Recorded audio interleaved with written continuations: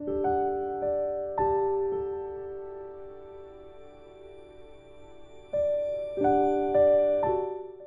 다니엘서 마지막 시간이 되었습니다. 한 책을 마칠 때마다 저희가 함께 수고하였습니다 라는 마음을 가지고 떡을 나눕니다. 오늘도 가시는 길에 떡을 받아가시기 바랍니다. 특별히 김종현 집사님께서 섬기십니다. 꼭 축복 기도해 주시고 맛있게 드시기 바랍니다. 이스기엘 선지자에게 하나님께서 이 두루마리를 받아 먹으라, 하나님의 말씀이었죠. 그래서 에스겔이 그 하나님의 말씀을 받아 먹으니 달기가 꿀과 같더라 그랬어요. 저는 여러분에게 말씀합니다. 하나님의 말씀은 떡처럼 맛이 있더라. 떡을 드실 때 하나님의 말씀이 그러하지 같은 마음을 가지고 떡을 맛있게 드시기 바랍니다. 여러분이 다니엘서 처음 시작할 때 참 흥미진진했지요. 다니엘이 포로로 잡혀갔지만 하나님께서 그를 사용하시니 그 이방 땅, 그 당시 최고 강국이라고 하는 그곳에서 왕이 아니라 그들이 섬기는 신이 아니라 하나님이 가장 높으신 분이라는 것을 드러내셨습니다. 그런데 7장으로부터 시작되어진 장차 미래에 될 환상에 대해서 보여주실 때는 도대체 이게 무슨 말씀인지 참 그 뜻을 해석하느라 저도 여러분도 참 쉽지 아니했습니다. 참 수고가 많으셨습니다. 하나님께서는 이처럼 때로 하나님의 말씀으로 또는 꿈으로 환상으로 미래에 되어질 일 미리 보여주실 때가 있습니다. 여러분, 하나님께서 미래에 될 일을 미리 보여주시는 이유가 있다고 그랬어요. 기억이나 하십니까? 그 이유는 첫째로 힘을 내라, 소망 중에 거하라. 오늘 이 환난과 어려움 속에 있더라 하더라도 어쩌든지 믿음을 지켜나가는 자에게 주님께서는 미래일을 보여주시면서 이제 하나님께서 심판하실 그날이 다가오고 있다. 소망 중에 바라보며 오늘 힘을 내라. 머지 아니하였다. 인내하라. 이렇게 힘을 주시기 위하여 하나님께서는 미래의 일을 미리 보여주신다. 우리가 말씀으로 나눴습니다. 하나님께서는 이렇게 선한 결말을 내실 것이고 끝까지 의로운 모습으로 믿음을 지키는 자에게 상급을 허락하실 것이다. 그러나 그처럼 악을 행하고 믿음의 사람들을 박해하는 자들에게는 하늘의 심판이 임할 것이다. 이것이 미리 보여주시는 이유예요. 그런가 하면 두 번째 이유가 있으니 그러므로 준비하라 라는 것이죠. 환난의 날이 다가올 것이다. 그날은 자다가 깰 때요, 차지도 뜨겁지도 아니한 어중간한 믿음을 가지고서는 그날을 견뎌내기가 어려울 거다. 그러니까 미리 말씀으로 무장을 하고 기도로 힘을 얻고, 그러므로 그렇게 준비한 자는 어떤 환난도 이겨낼 수 있을 것이다. 내가 너를 도울 것이다. 이것이 미리 보여주시는 하나님의 뜻이죠. 그래서 다니엘과 같이 믿음으로 기도하는 자에게 하나님께서는 그날을 미리 보여주신다. 7장을 시작하며 나누었던 내용이었습니다. 자, 오늘 우리가 함께 대하는 마지막 장이 12장은 세상의 종말의 날에 대한 환상입니다. 앞서 본 환상들은 하나님이 택한 선민 이스라엘 민족과 연관하여 그 당시의 정황, 상황, 정치적인 국면에 대하여 이렇게 될 것이다 말씀으로 환상으로 주셨어요.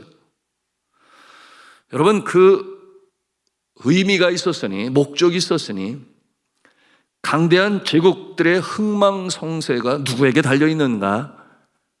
하나님께 달려있다. 어제 나누었죠. 눈에 보이는 것이 다가 아니다. 눈에 보이는 것은 사람이 기록한 역사요.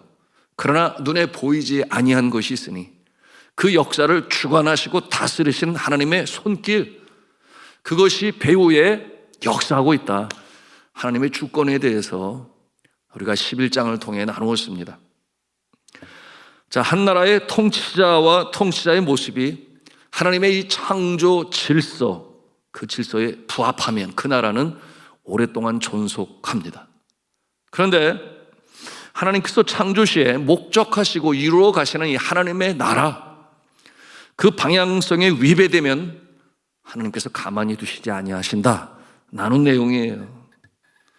세상 권자, 그 자리에 앉은 자들, 그 권세를 주신 분이 하늘에 계시니 하늘에 상전이 있음을 알지 못하는 자는 그 무소불위의 권세를 가지고 자기 마음에 드는 대로 행합니다. 여러분, 이와 같은 모습, 무소불위의 권세를 행하여 악이 기승을 하고 선이 고통을 받고 하나님의 창조 세계 역사의 흐름에 역행하게 되면 하나님께서 철퇴를 가하시는 것입니다. 왜냐하면 하나님의 세우신 계획과 질서가 있기 때문이죠. 그러므로 독재자의 목숨을 거둬가시고 그리고 나라를 망하게 하신다. 이것이 11장 어제 나눴던 내용이었습니다. 자, 12장은 이스라엘 민족의 이 범위를 넘어서서 하나님을 경외하는 자, 믿는 자 또는 믿지 아니하는 자, 모든 인류가 알고 깨달아야 할 마지막 그날의 모습이 어떠한 모습일 것이다. 그것을 가르쳐주고 있습니다. 그날은 언제가 될 것인가? 예수 그리스도께서 심판주로 다시금 이 땅에 재림하시는 그날이 될 것입니다. 오늘 성경 본문은 그때가 어떠한 때라고 말씀하고 있는가? 환난의 때라고 말씀하고 있어요. 그러나 앞서 말씀을 드렸습니다. 믿음을 저버리지 아니하고 의로운 모습으로 선을 행하여 하나님을 기쁘시게 하는 자들은 그 마지막 날이 환난의 때라기보다는 여러분, 그날은 하나님의 영원한 그 영생 복락, 천국에 입성하는 날이요.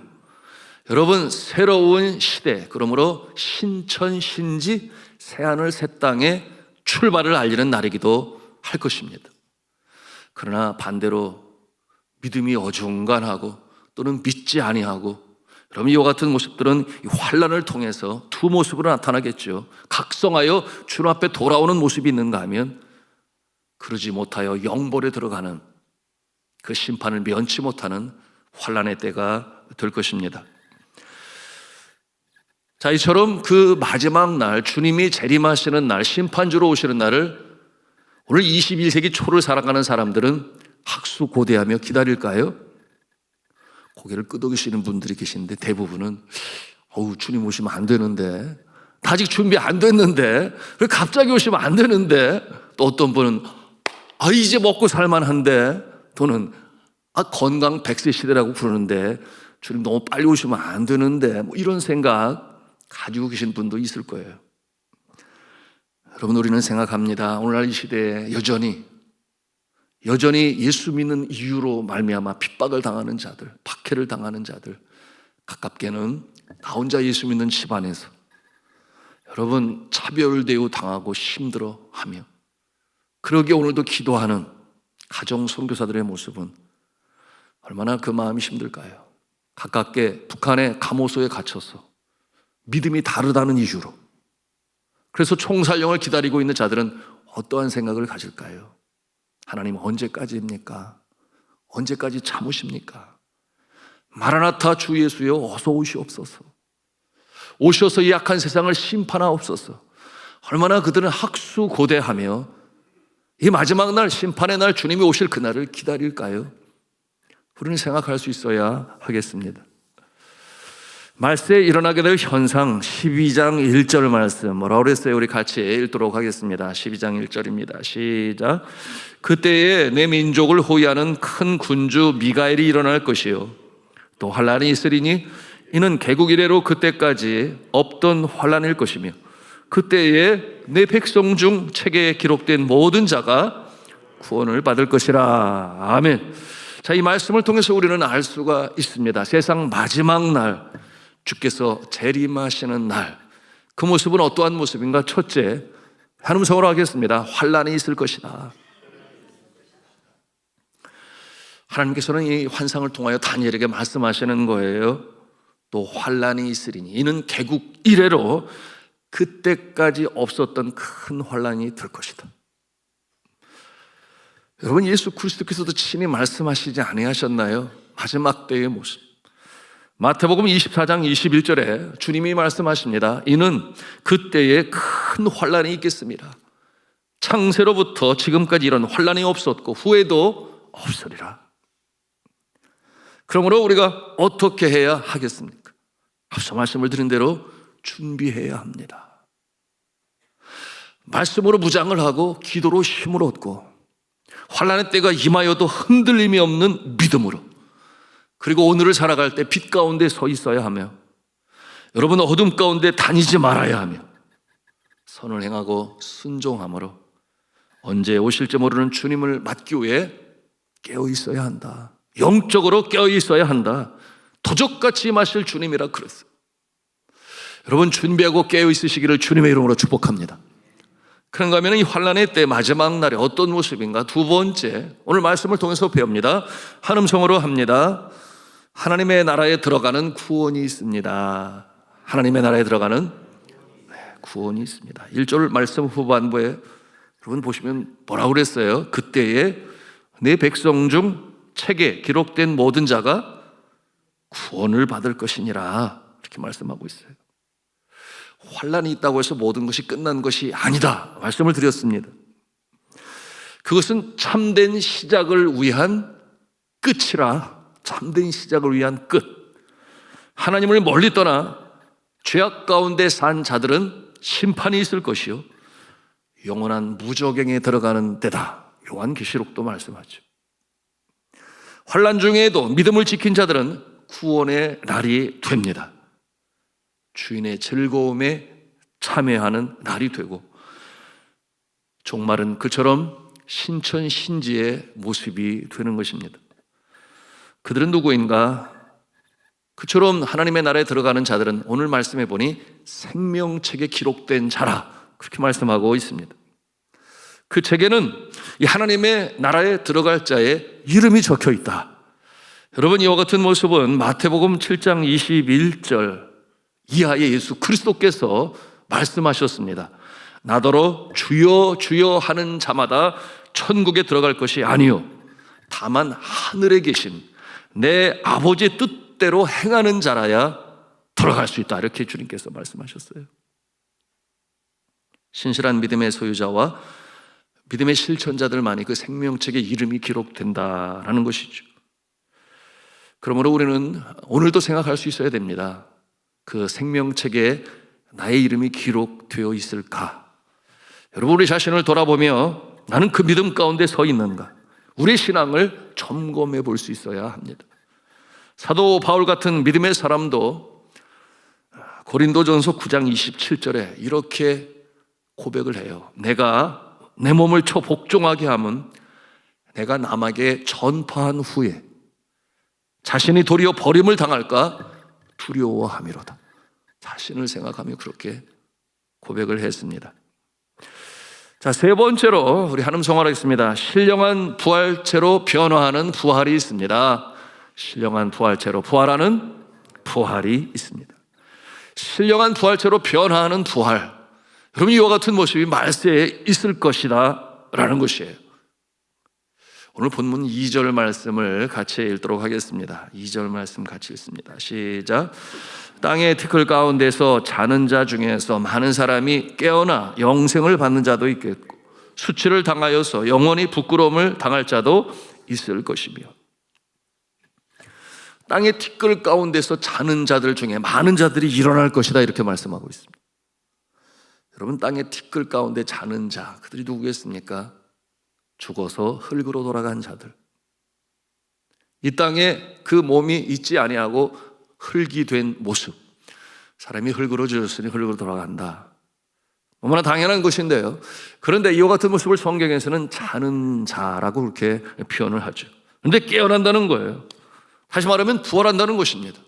그러므로 부활하여 어떤 모습이 되는가? 두 모습이 된다는 거예요. 한 모습은 영생에 들어가는 자가 있는가 하면 또 한 모습은 영벌에 들어가는 자가 있을 거다.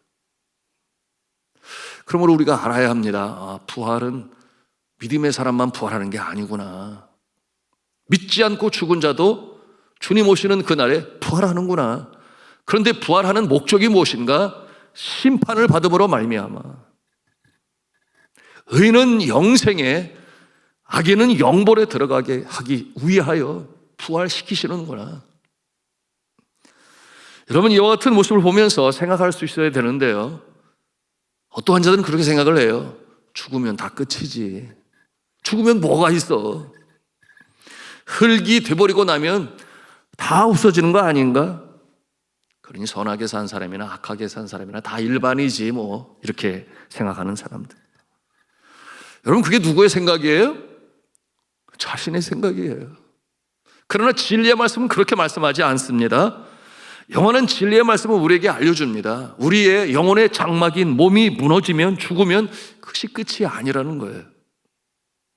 그런데 공산주의 이론인 유물론은 처럼 사람이 생명이 끊어지면 아무것도 없다, 그런가 하면 눈에 보이는 것만 취급하는 과학 만능주의는 그런 게 어디 있어, 알지 못하니까 그렇게 말하는 것이죠.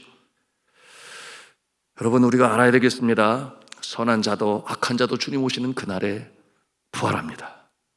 영벌로 가느냐 영생으로 가느냐, 심판을 받기 위하여 부활합니다. 그런데 부활할 때 이 부활체의 모습은 우리의 현 모습과는 다를 것이다. 누가 보여주셨어요? 예수님께서 보여주셨어요. 부활의 첫 열매가 되신 하나님께서 소위 샘플이 되셨습니다. 금방 이해가 되죠. 예루살렘에 있다가 갑자기 갈릴리 해변에 나타나시고, 그런가 하면은 두려움에 떨어 다락방에 숨어 있는 자에게 문이 닫혀 있는 것과 상관이 없이 호련히 등장하시는 예수님의 모습을 볼 때 시 공간을 초월하는 부활체의 모습이 되겠구나. 여러분, 제자들이 육안으로 예수님인 줄 알아보았습니다. 그러므로 눈으로 보아 누군 줄 알 수 있는 부활체의 모습이 되겠구나. 그런가 하면 예수님의 못자국 난 손을 의심하는 도마가 만져보았으니 만져볼 수도 있는 부활체의 모습이 되겠구나. 제자들과 함께 조반을 먹으셨으니 함께 조반을 먹을 수 있는, 음식을 먹을 수 있는 부활체의 모습이 되겠구나. 그리고 500여 문도가 보는 앞에서 천국으로 승천하셨으니 승천하실 신령한 부활체의 모습이 되겠구나. 우리가 예수님의 모습을 통해서 깨달아 알 수 있는 것입니다. 악한 자도 부활한다고 그랬습니다. 지옥불의 그 뜨거운 불못 영벌을 받기 위해서 부활하는 거죠. 요한계시록에서 이 영벌, 이 심판으로 무저갱에 들어가는 모습을 가리켜 뭐라고 표현하고 있는가 하면 두 번째 사망이다 그랬어요. 두 번째 사망, 제2의 사망에 들어간다 표현했습니다. 이 내용이 요한계시록 20장 14절과 21장 8절에 두 번이나 언급을 하고 있어요. 둘째 사망은 불과 유황으로 타는 못, 불못이라고 그랬습니다. 그렇게 명시하며 이곳에 던져지는 것을 두 번째 사망이라고 그랬어요. 그냥 한 번 죽는 것으로 다 끝날 거다, 이렇게 생각하여 심지어는 너무나 힘들고 어려우니까 극단적인 선택을 하는, 그러므로 죽고 나면 편할 거야, 아니라는 거예요. 죽으면 다 끝이려니 생각하는 자들은 참으로 곱씹어야 할 경고의 나팔인 것을 알아야 하겠습니다. 그러나 예수님을 구세주로 믿고 삶의 주인으로 영접한 선한 모습으로 살아가는 자들, 그 죽은 자들은 어떻게 되는가? 사도 바울의 믿음의 고백처럼 고린도전서 15장 22절의 말씀이에요. 아담 안에서 모든 사람이 죽은 것 같이 그리스도 안에서 모든 사람이 삶을 얻으리로다. 믿으시면 아멘 합시다. 신령한 부활체의 몸을 입고 영생복락하는 것입니다. 자, 네 번째, 세상 마지막 날에 한 음성으로 합니다. 상급이 있습니다. 3절 말씀을 같이 읽도록 하겠습니다. 시작. 지혜 있는 자는 궁창의 빛과 같이 빛날 것이요, 많은 사람을 옳은 대로 돌아오게 한 자는 별과 같이 영원토록 빛나리라. 아멘이죠. 네. 그날에는 행한 대로의 상급이 주어지는 날이다. 이 땅에 살아가는 동안 예수 그리스도께서 시작하신 하나님의 나라의 이 건설, 그 건설을 위해 참여하고 때로는 헌신하고 충성하고 수고한 만큼 상급이 있다. 사도 바울의 확신에 찬 고백을 기억하십니까?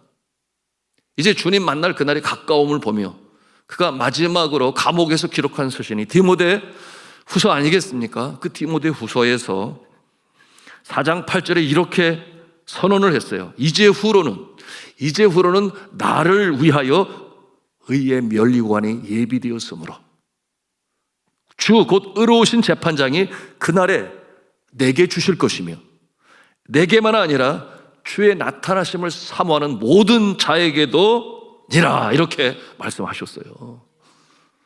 너무나 명료하고 확실하지 않습니까? 지혜 있는 자는 궁창의 빛과 같이 빛날 것이다. 이게 상급이죠. 이 지혜 있는 자는 궁창의 빛과 같이 빛날 것이다. 지혜는 너무나 소중하고 귀한데, 여러분, 이 지혜에 대하여 잠언 9장 10절은 말씀하는데요, 여호와를 아는 것이 지혜의 근본이다 그랬어요. 여호와를 아는 것이 지혜의 근본이다. 우리가 이 땅에 살아가는 동안에 해결해야 할 문제를 어떻게 해결해 나가는가? 성령께서 주시는 지혜로 해결하죠. 그런데 야고보서 1장 5절은 말씀해요. 너희 중에 누구든지 지혜가 부족하거든 후히 주시고 꾸짖지 아니하시는 하나님께 구하라. 그리하면 주시리라. 또한 그날에는 어떤 모습인가? 많은 사람을 옳은 대로 돌아오게 한 자, 별과 같이 영원토록 빛나리라. 여러분, 이처럼 약속을 주시며 상급을 우리에게 주신다 말씀하십니다. 그러므로 여러분, 영혼을 구원하는 이 전도와 선교는 너무나 중요하다. 귀하고 귀한 고귀한 사역이다. 아무리 강조해도 지나침이 없다. 여러분이 영혼을 구하는 일은 때로 눈물을 뿌리며 씨를 뿌리는 일이에요. 선교 현장에 나가 있는 선교사는 죽으면 죽으리라. 눈물을 흘리며 씨를 뿌리는 자는 기쁨으로 단을 거두리로다. 이것이 바로 예수 그리스도께서 우리에게 위임하신 전도와 선교의 명령인 것이죠. 여러분, 우리가 늘 힘써야 할 사역인 것입니다. 타국 땅에서 이제 70년을 넘게 살아온, 그러므로 이제 그 나이가 80 중반에 이른 다니엘, 그는 청소년의 때로부터 시작하여 그 이국 땅에서 자신의 히브리 민족의 정체성을 지키기 위하여 예루살렘 성전하여 하루에 3번씩 기도를 하고 무릎을 꿇어 기도하였다 그랬어요. 친 바벨론파로 만들기 위하여 왕이 하사한 음식과 포도주를 먹지 아니하였다 그랬어요. 여러분, 그는 끝까지 하나님을 경외하는 자의 모습으로 살을 때 하나님께서 그 모습을 보시고 그에게 복을 더하사 환상을, 꿈을 해석할 수 있는 능력을 주셨고, 그리고 사자굴에 들어가서도 우상에게 절하지 않음으로 말미암아 그처럼 사자의 굴에 들어가서도 머리털 끝 하나 상하지 않은 모습으로 다시금 살아난 주의 종 다니엘이었습니다. 여러분, 이 다니엘은 처럼 그 이방 땅 가장 최강국 무소불위의 권세를 가졌다 여긴 왕 앞에서 더 크신 분이 계시니 바로 하나님 아버지십니다. 어느 신보다 더 위대하시고 크시고 전능하신 분이십니다라는 것을 보여주는 일에 귀하게 쓰임받았던 주의 종이었습니다. 이제 그의 인생이 맞춰져 갑니다. 마지막 절을 통해서 우리가 그것을 볼 수 있는데요, 13절 말씀, 우리 같이 찾아가서 읽도록 하겠습니다. 시작. 너는 가서 마지막을 기다리라. 이는 내가 평안히 쉬다가 끝날에는 내 몫을 누릴 것임이라. 아멘. 그처럼 환상을 보면서 기뻐하기도 하고 안타까워하기도 하고 힘들기도 하고, 그 가운데 있었던 이 다니엘은 소망 중에 다가오는 하늘을 바라보게 됩니다. 그리고 그는 이제 주님의 품에 안기게 될 것입니다. 그 마지막을 암시하며 이 다니엘서 대단원의 막을 내립니다. 주 안에 사랑하는 성도 여러분, 하나님의 역사 속에 우리는 오늘도 개인의 역사로 살아갑니다. 여러분의 영혼의 창조주가 하나님이심을 믿으시기 바랍니다. 이 땅에 생명으로 보내신 분도 하나님이십니다. 그 계획은 틀림이 없어요. 예수 믿게 하신 하나님께서 저 천국에 입성하는 그날까지 우리를 지키시고 보호하실 줄로 믿습니다. 이 소망을 가지고 오늘을 삽니다. 하나님, 주님이 나와 함께 하시면 승리할 수 있습니다. 기도함으로 볼 곳을 보게 하여 주시고 기도함으로 영안이 열리게 하여 주셔서 확신과 소망 중에 오늘을 살게 하여 주옵소서. 승전가를 부르며 하늘 찬송을 부르며 오늘도 전진해 나가시는 저와 여러분 다 되시기를 주님의 이름으로 축원합니다.